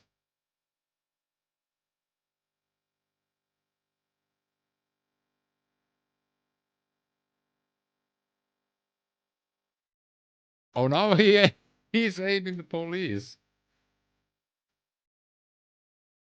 What was the end goal here? Do we need some context?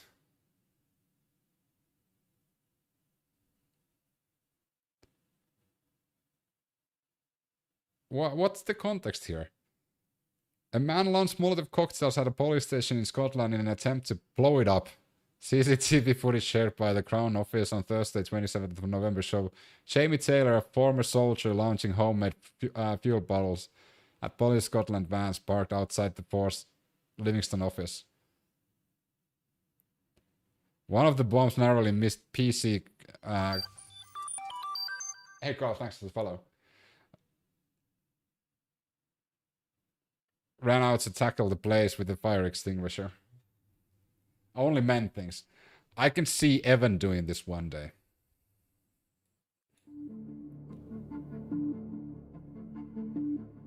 I mean, to be fair, okay. He was using too thick of a bottle. Because, like, he hit the windshield and it just slipped above it. And, like, up and over the police van. So, he did hit the target. And I think he hit the target on the second one as well. Yeah, if you see the second one, now he hit the hood of the car and it actually slid across the windshield and above it.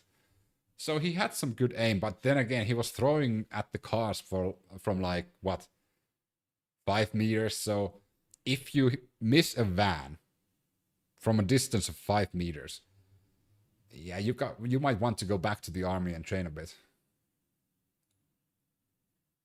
Well, what's gonna happen when all the billionaires flee New York City? Shut the fuck up and watch. New Yorkers are going to flee. They're going to flee New York because of Zohran Mamdani. To my liberal friends who keep saying, well, tax rates don't matter, then why is it, Sean, that everybody is leaving New York? The main reason people are leaving New York, for example, is taxes. New York City, unfortunately, we know friends that have moved out of there for Florida and other places. The millionaires are leaving in great numbers. Taxpayers, the wealthy in New York, leaving. There are thousands of people who are leaving New York. Who would want to leave?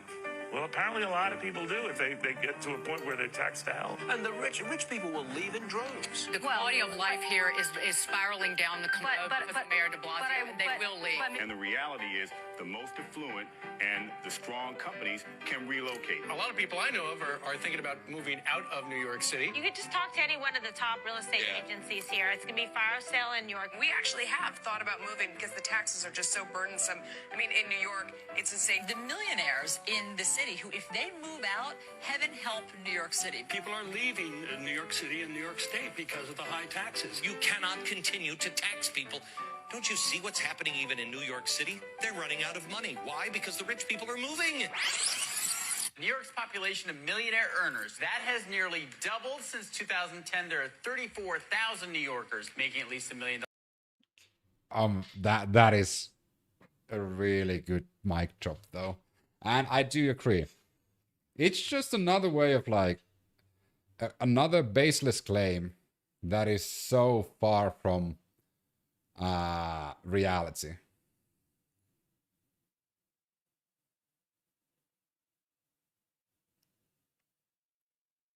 I knew you would love it. I mean, because that is so true, and that's just to scare people off Zohran Mamdani, who seems like a reasonable person, and even Trump thinks he's a reasonable person. Had to take a call at work. Good talking with you. Thanks again, for dropping by, and it's always fun to talk with you. Trump belongs in prison, period. I do think so as well. It's It's a bit of a drastic opinion, but I do think so. He is a convicted felon, though. So he should definitely be in prison. And he did incite violence. He wanted to hang Mike Pence, his former vice president. And he tried to steal the election of 2020. And he still claims that he won 2020. He's an educated pedophile. Oh yeah. I have a really good video of that. I can show you. Where's my profile? Dun, dun, dun, dun, dun, dun, dun, dun. Where's my Bubba?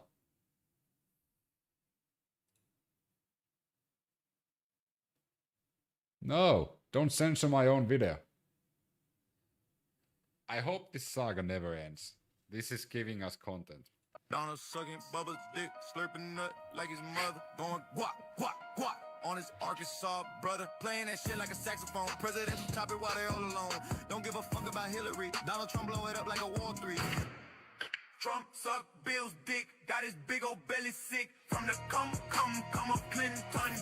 Back that dump truck on two. Back that dump truck on the two. Bill is Donald sucking. Sorry.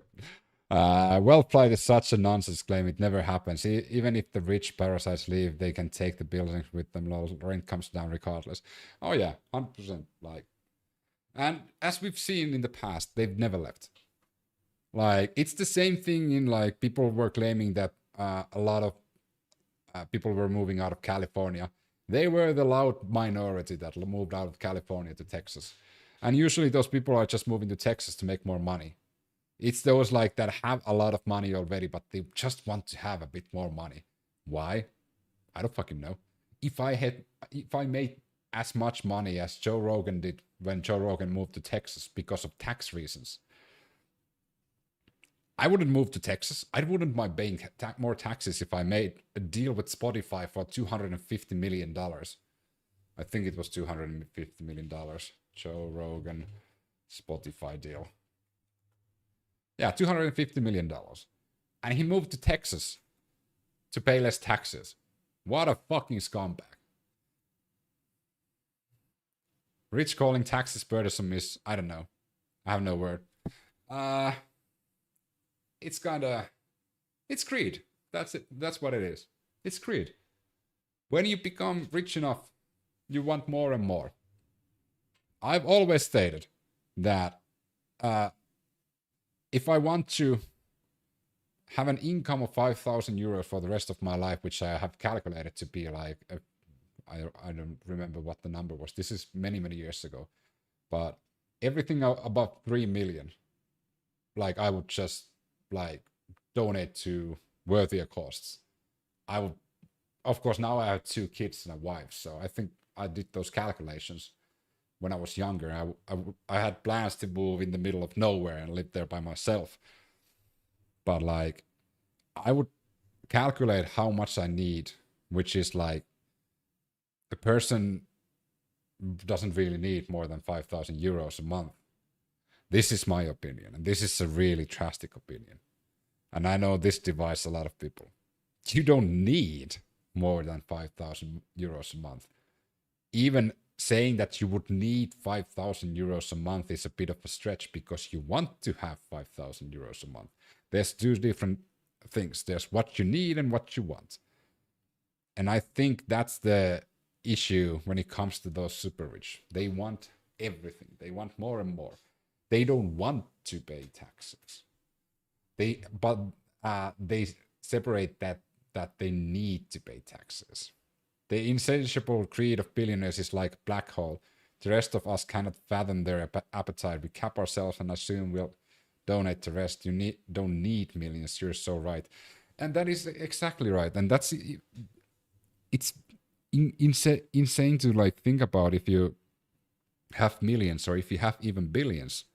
In some cases, trillions. Like, we're like middle class, me and my wife. Our kids, like, we are a middle class family. We don't make a lot, but we don't make that little. We're like in the middle of the middle class. But we'll still have money to donate, money to like participate in charities. And we're willing to do that. But why isn't those super rich do it in the same percentage of their wealth? You know?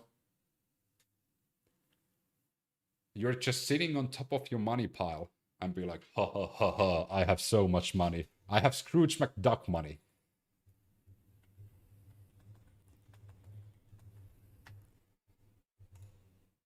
This is what I imagine billionaires being like.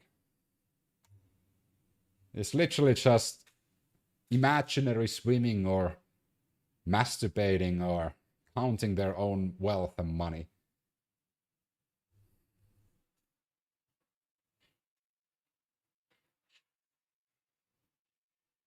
If we want to boost the economy, I think billionaires and millionaires should be, whenever your wealth or your like stock portfolio or whatever you want to have, like if you have funds or something like that, whenever the wealth amount reaches a certain cap, you need to spend certain amount of that, like a percentage of the income or wealth that you have per year, or otherwise you lose it all. That way we can return that to the economy, create more jobs, make it so that you consume, which is something that the free market of course needs. You can buy houses, you can rent them. Hi Alice, how are you? I'm doing fine, Blu-rays. I'm just about to wrap it up, but this is my rant about the super rich once again. It's a fun topic to have. How you doing, Blu-rays? So if we think about, like, let's take, well, didn't even liquidate, they're still his, but he took a loan based on those Tesla shares and bought Twitter for $46 billion. But he doesn't pay taxes because he doesn't really have money. He has a loan. So kind of makes sense, right? You don't watch the richest come. Oh yeah. It's so, like, that level of richness most of us will never experience. But it would be interesting to see, like, reasonable people, like everybody here now, that if we once get to that point, will we uphold the values and the lessons we've learned throughout our life? And would we be different? I'm not the best person to talk about myself. I like to think that I'm a really good person. But I'm also really cheap. So even now when I have a bit of money, I feel bad spending 10 euros, 20 euros, because I come from a really, really poor family. We didn't have anything. My wife comes from a rich family, so she is actually more eager to spend money. But to this day, I feel really bad, like, buying shoes for me that cost like more than 20 euros.